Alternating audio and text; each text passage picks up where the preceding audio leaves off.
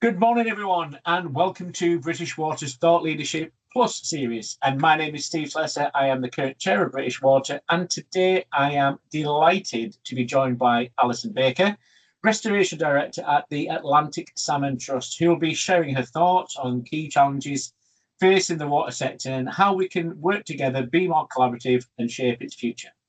Alison, good morning to you. How are you today? I'm very well, thank you, Stephen. It's really great to be here and talking to you today. Oh, listen, thanks so much for joining us. We really appreciate getting your insight. And I'm just going to go straight into it and get into some questions because we're dying to hear your views on life. So, first question is for me is, what are the current priorities for the Atlantic Salmon Trust? What do you hope you will be able to achieve for the water sector? Well, our biggest priority is to conserve and hopefully improve the conditions for wild Atlantic salmon and sea trout, particularly across Great Britain and Ireland. But of course, Atlantic salmon don't worry too much about political boundaries, and of course, they go around the whole of the North Atlantic. So they are an amazing indicator species, which tells us a lot about our current world, our environment, water quality, water quantity, and water temperature. They are currently endangered. They are on the IUCN's red list. And so whatever we can do to help them and ensure that this amazing iconic species is still around for the future generations is something that we are particularly focused on, but we are very keen to work with everybody who can influence the environment on which they depend. Thanks very much for that. And you're absolutely right about that level of collaboration being really important. And I was really interested to find about the salmon being an indicator. And I guess for me, so as such, what's the biggest overlooked opportunity in UK Water's approach to sustainable water management and environmental restoration?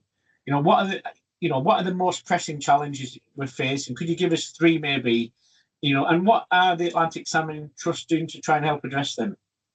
So I think we have to understand that these iconic species and what they depend on is also what we as humans depend on. And I think if we don't see this work as a us and them understanding as to how we work, I think we can work really collaboratively well together.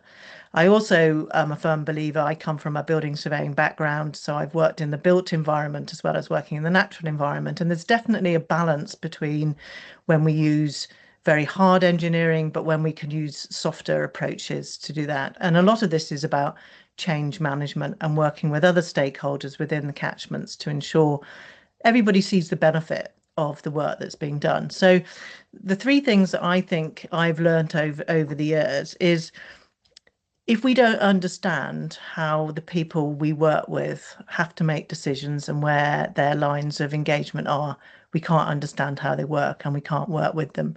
So I think where we can be together in a room, be at conferences and have those open dialogues, it certainly helps us to understand how we can work with other stakeholders, which may traditionally we've never worked with. And of course, I come from that dual background, so I feel that I can, sometimes bridge between those two different worlds.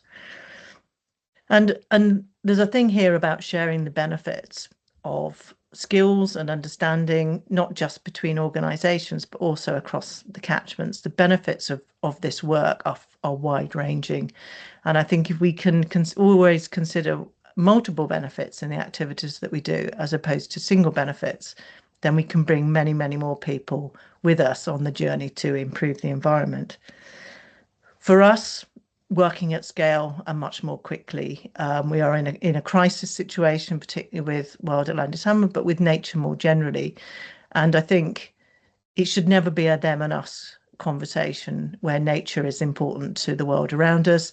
I'm a fisherman, and there's a lot of things that we do where, take a friend fishing, take a farmer fishing, get people out on the riverbanks, and so that you can have those really dynamic conversations actually out there in nature. Hey, Alison, thanks so much for sharing those things with us. And we're blessed at British Water to get a lot of people who have leadership positions in the water sector listening to this. And so for me, if you could ask one thing, any one thing of CEOs of water companies and regulators of the water sector right now, what would that be? So all ENGOs and us included, we have an amazing skill base of people who are researchers, people who can get things done, project managers, people who understand this.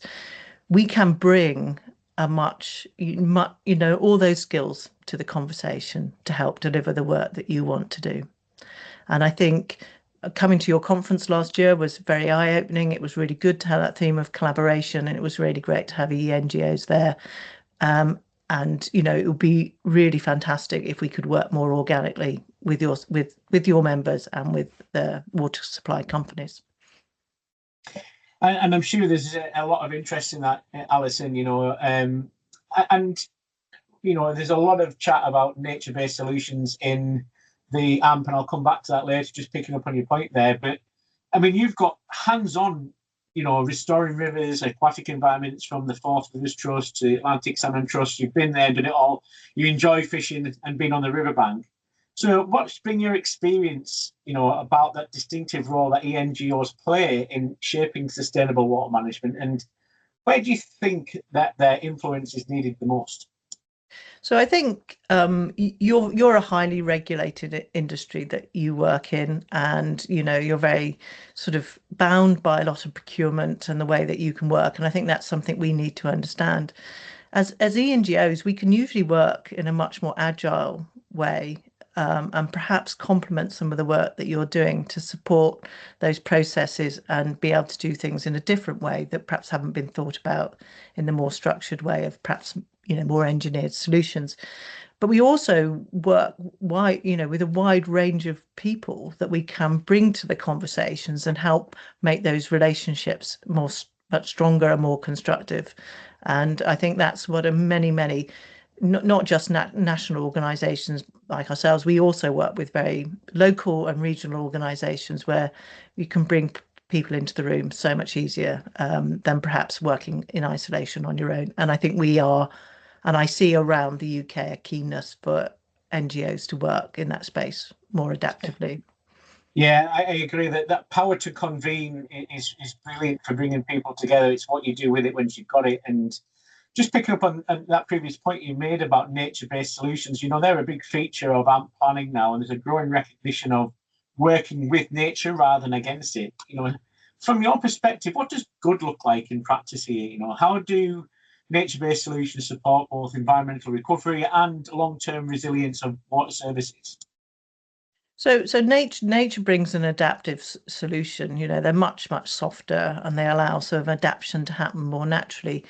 We are working with Southern Water at the moment on a project down on the Test and Itchen as part of their AMP. And I think we are convening quite a big project there, which is looking at sort of how wild Atlantic salmon and the world that they live in can bring a dialogue to farmers, to other parties within the catchment, which will hopefully help Southern Water deliver their water quality and quantity and thermal resilience aims across the whole catchment. And I think the process that we can go through is that we can have those very open conversations with those people who can actually deliver those solutions directly on the ground, not just for water companies, but also much wider, talking to highways agencies and all sorts of other people who are also impacting or at risk in terms of the resilience of the catchment. Alison, how would you like to work with the supply chain to help bring the Atlantic Salmon Trust work forward and bring it to the fore? So I think our experience with Southern Water and working with the Test and Itchen Catchment Partnership has shown that there's a huge opportunity to work with water companies and to drive forward your agenda for change and support that sort of a process on a catchment basis. So, I mean, if we could have that model across the board where there was those interrelationships between the local rivers trust delivering on the ground, but also looking at those socio-economic models of the importance of species like Atlantic salmon within catchments, what kind of jobs do they bring, how are we kind of working on the economic basis.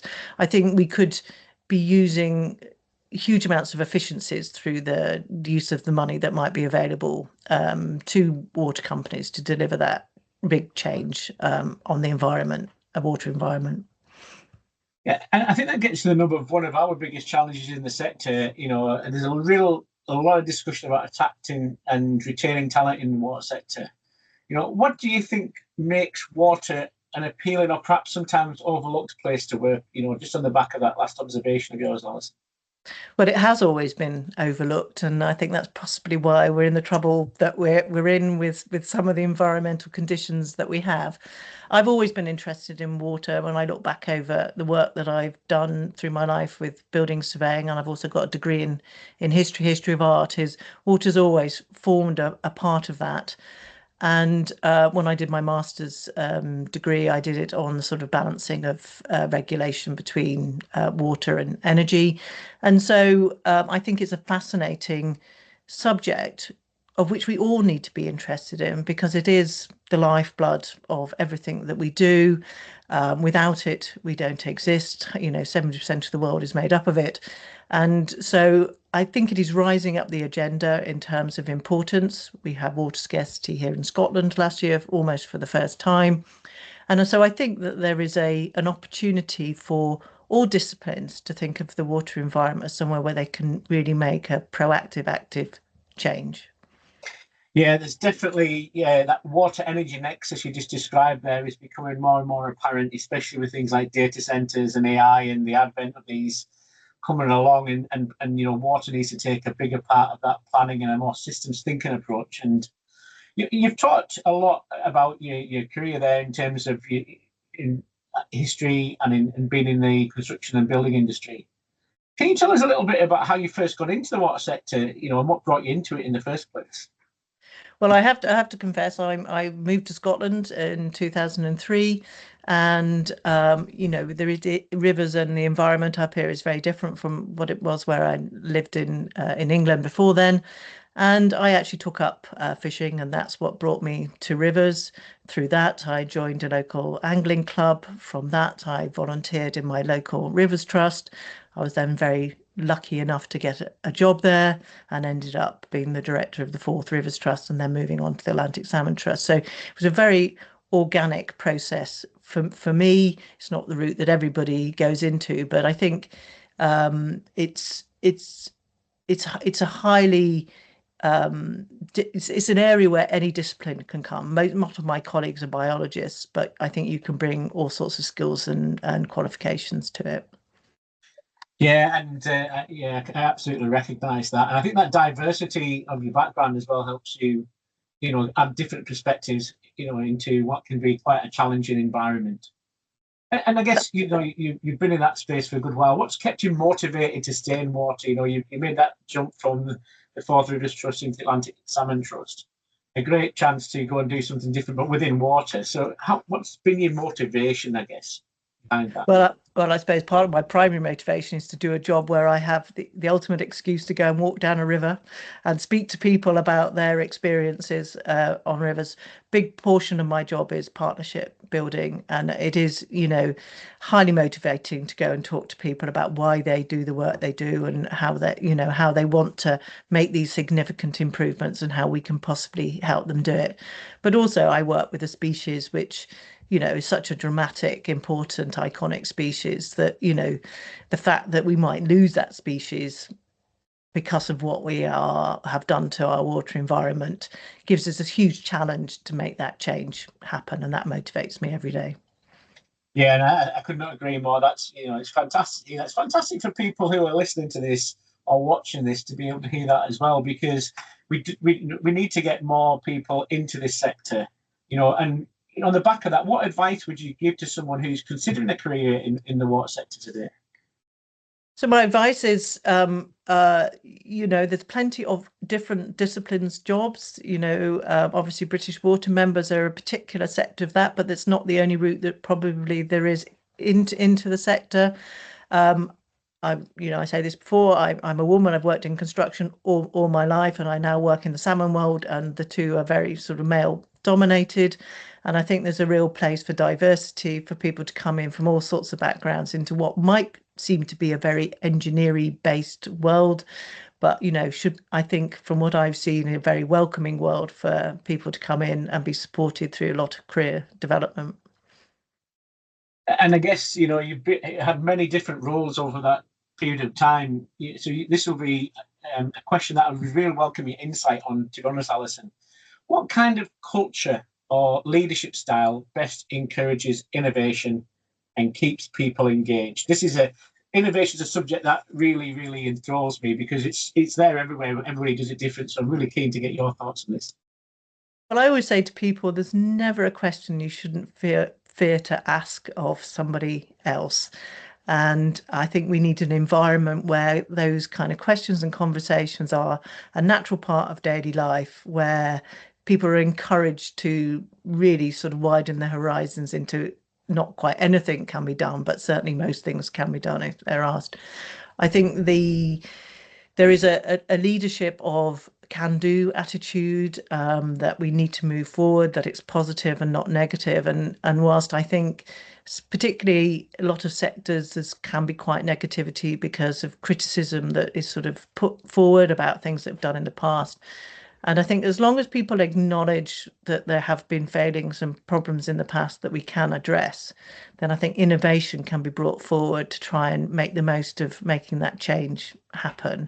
And the water industry is absolutely right up there with that. And I suspect it's probably an industry where concrete and pipes and things have been sort of, very much part of that world. And there's definitely different ways of thinking about how we treat water, how we supply water, and that sort of thing as we go forward.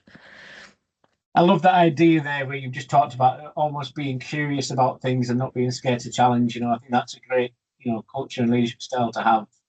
So we're reaching the end of the interview. I've got one final question for you, and it's really an opportunity for you just to sort of engage a little bit, indulge a little bit in something you're passionate about. But if you've got any additional messages or any kind of reflections, observations you'd like to share with the audience about the Atlantic Salmon Trust. So I think I was talking about earlier, I attended your conference and it was very interesting to see some really great leadership thoughts coming through the conference. But there's clearly also a lot of people there who are doing a fantastic day job, with a nose to the grindstone, trying to get things actually done. And I suppose I would just ask for everybody from that spectrum to think about the expertise and skills that other organisations can bring and help, and not be fearful about sort of picking up the phone, emailing and asking, is there a different way of doing this? How can we help? And I think you'll find that the people will very much welcome that approach. Alison, it's been really great chatting to you today, and thank you so much for your time and for sharing your thoughts and experiences with us. And thanks to everyone watching. I hope you enjoyed this conversation. We'd love for you to join us for the next one as we continue exploring how together we can shape the future of the water sector. You can also visit our website to watch previous interviews. Thanks so much for your time, and we'll see you soon. Thank you.